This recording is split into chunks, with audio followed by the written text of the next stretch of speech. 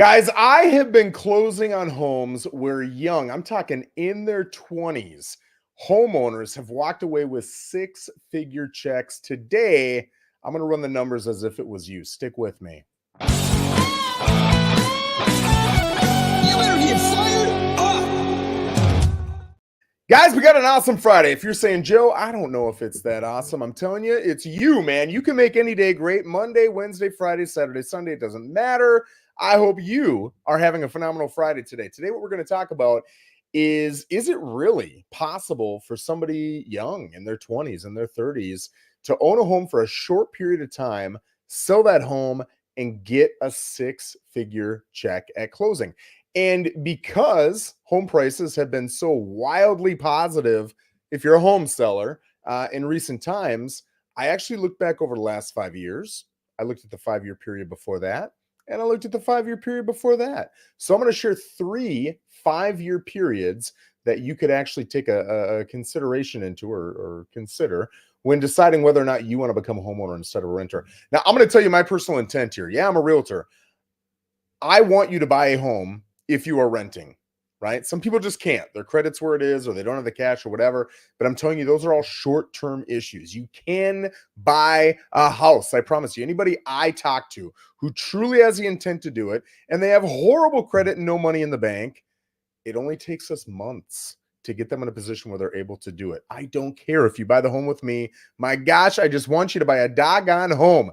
Buy it with another realtor, and then DM me and tell me, Joe, because of your video, I purchased a home. It wasn't with you. You made no commission. You didn't get a sale, but I did it because of you. I will be elated for you, right? So please, I want you to know my pitch here is to get you out of renting and into home ownership. And today, hopefully, being able to see the possibility of a six-figure check in only 5 years is enough excitement to get you there, right? So let's start with 15 to 10 years ago. Okay, 15 to 10 years ago. And I really like this period because if you're a naysayer and you're saying, that's only, in really good markets and really bad markets, it's not going to happen.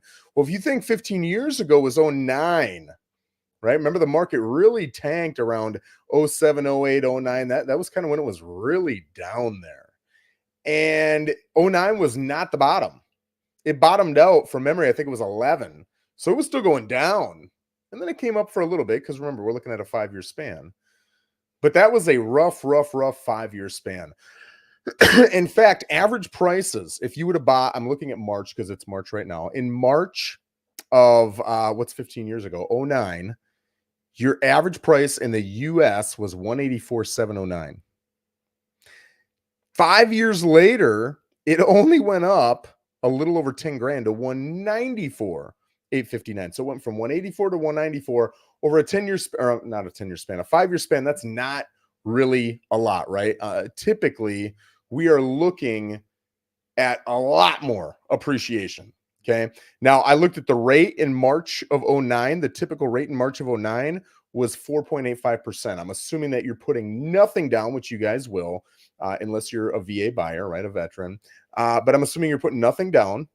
And I'm assuming you're getting the average rate, and I'm assuming that it's a 30-year mortgage, and I'm looking at amortization, right, which is how much are you paying down on your principal over time?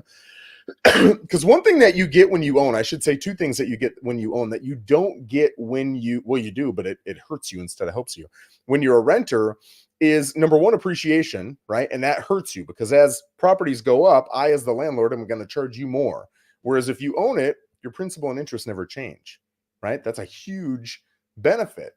We all have grandparents, and you'll say, how much is your mortgage? If they even have one, but let's say they do, and it's $312. And you're like, $312, right? That's because they bought so long ago.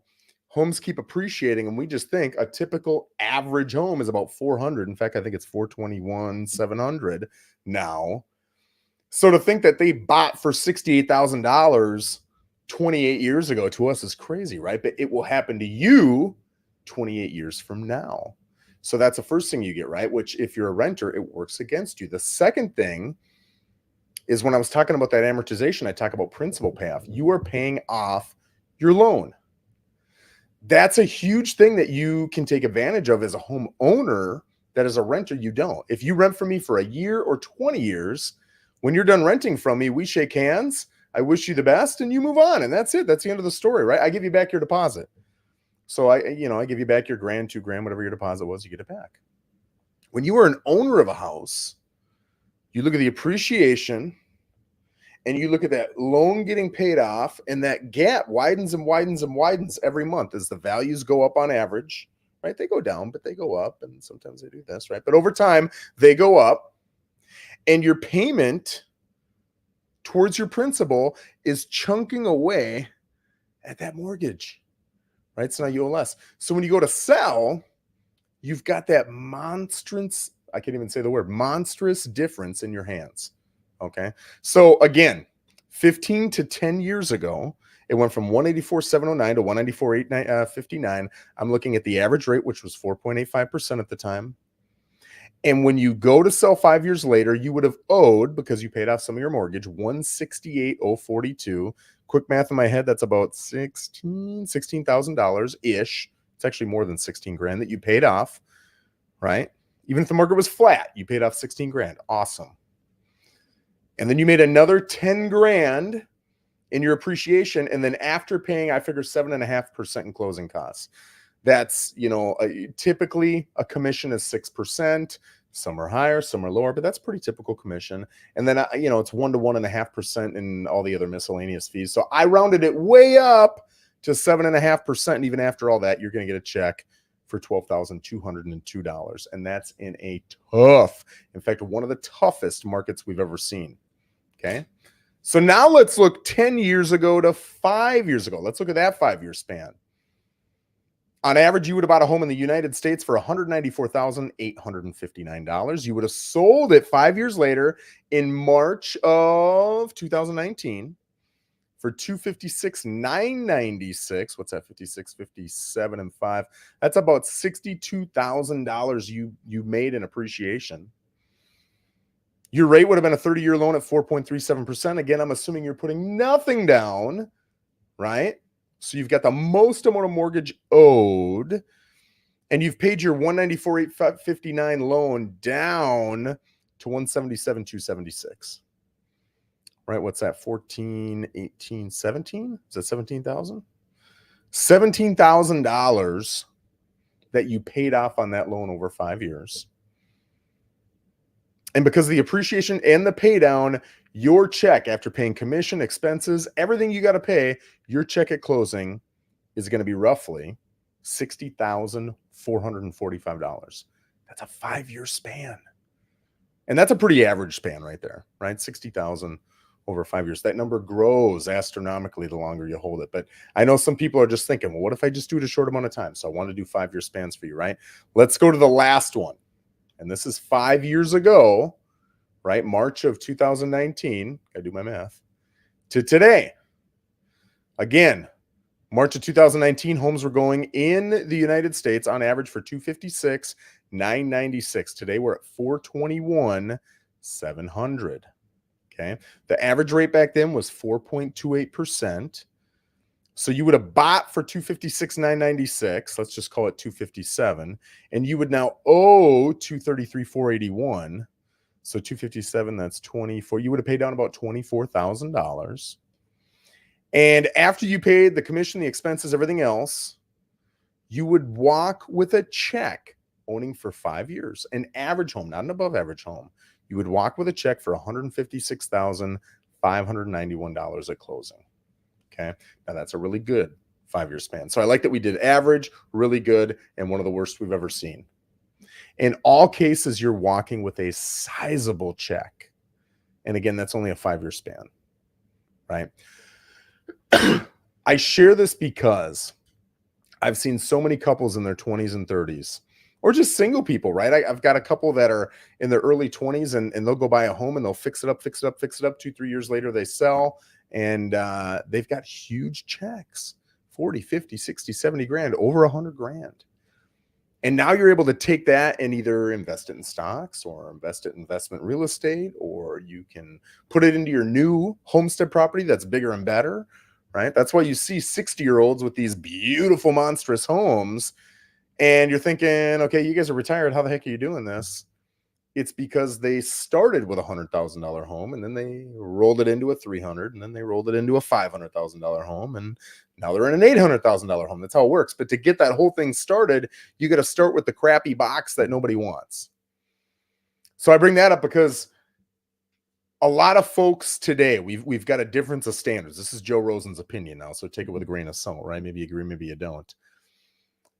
When I was growing up, which isn't that long ago, it was 20 years ago, I was growing up to be a first-time home buyer. Or at least I was of the age I had the potential to be a first-time home buyer.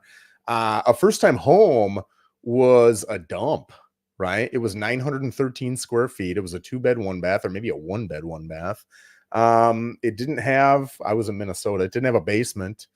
It didn't have an upstairs. It had a 10, 15-year-old roof, right? The windows were old. If you touch them, they right, because they're so old and flimsy. And it had the orange shag carpet from the 1970s that had never been taken out. And it was a 1950s house, right? And it had the old wood, almost fake paneling on the walls. I shouldn't say almost, it was fake. And it had the ugliest linoleum, I can't even say the word, linoleum flooring in the kitchen and dining room, right? And everything, all the hardware, whether it was the lighting or it was on your cabinets or your drawers, it was all gold, right? Couldn't have been more gaudy. I just offended all my gold hardware people here, but that was your first time home. And it sucked. It probably had a smell to it, right? Some old lady who'd smoked cigarettes in there for 13 years or whatever. It was a dump. But we knew that is what you get as a first-time homebuyer. That is your entry to start building wealth. And you did it. And it sucked. And then 4, 5, 6 years later, you sold it. You got a little bit of money and you pumped it into a home that was a little bit better. And now I got pretty much the same thing, except it's got a couple updates and it doesn't smell like, old lady Susan, and it's kind of nice. And then the next home, you roll all that, which is an even bigger number. You roll that into the next one, and now you've got what I think we typically look at as a first-time homebuyer home. First-time homebuyers today, first-time home buyers want a 3-bed, 2-bath, new construction home in a great neighborhood with granite, no carpet, brand new roof. That's what first-time home buyers want today. And that's why the prices tend to be pretty high. Now, I'll say here in Port St. Lucie, there just aren't a lot of older homes, right? I've shown maybe 2 or 3 homes out of the thousands I've shown that were built in the 50s. I don't know if I've ever shown any in the 60s, rarely in the 70s. And then once you hit the 80s and 90s, there's a few, right? But there aren't really a lot of those homes. When I sold to Minnesota back in St. Cloud, there were a lot of homes built in the 30s, 40s, 50s. It was all over the place, right? So Port St. Lucie is kind of a unique sucker in that there just isn't a lot of what I would consider to be first-time homebuyer homes, right? Go to Okeechobee, there are. Get out into the sticks, there are. Go to a city that was established, and I just don't know a lot of their cities around here, their history, but there's cities that maybe started in the 1850s or I'll say 1900, right? Those cities are going to have homes that are older and smaller and have all those, I want to say downgrades, but lack of upgrades, and you can get those prices, right? But think about the expectations you have. And if you want all that perfection and you can't afford it, so your alternative is to say, instead, I'm going to rent, which to me, as an investor, I hear, instead, I'm going to go get something where I'm not getting the advantage of taking all that appreciation in. I'm not paying down my mortgage. I'm paying down some other guy's mortgage, right? And then when I leave, whether it's in a year or 10 years, I get literally nothing for it. God, that hurts me. I hate to see it because I know what you can do with your wealth, right? I know how simple you're literally living in a box. Either way, you're living in a box. And you might think, well, yeah, Joe, but if I rent, I don't have to put up with the taxes and the HOA fee and the insurance and my fridge breaks. And you're right. You're 100% right. But as a landlord, I'm looking at all that. So if my principal and interest is $1,400. I'm not charging you $1,500. I'm adding in the taxes and insurance, and now maybe I'm up to $2,100. Okay, well, I'm not charging you $2,200 because I know things are going to break down. So I take the average cost of what, I average it over 10 years. What's that going to be? Okay, divide it by 10. And then I add that to it. And now maybe it's 2,400 is what I need to break even. Okay, well, then I'm going to charge you 2,600 because I got to make a profit. Otherwise, why would I do this, right? So you think I don't have to pay all that stuff. You're paying it. You're just making one payment to the landlord. He's making the payments to all the bills, and then he's reaping the rewards of you paying down his mortgage, also taking advantage of time where he gets appreciation. And then when you leave in 10 years, he goes and sells it, and he gets that six-figure check.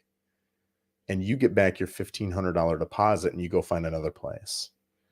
That is what kills me, right? So guys, if you ever want to sit down and discuss numbers, whether you've got a realtor or not, right? I do not care for the purposes of this, whether you use me or not. I just want to see you start to build that wealth. I want to see you start to build that base for your family of future, not just wealth, but wealth results in security, right? I want to give you that security that will make your whole quality of life change, improve. And it's not just for you. It's for your spouse, your significant other, your kids, your future grandkids. That's how I look at it, at least.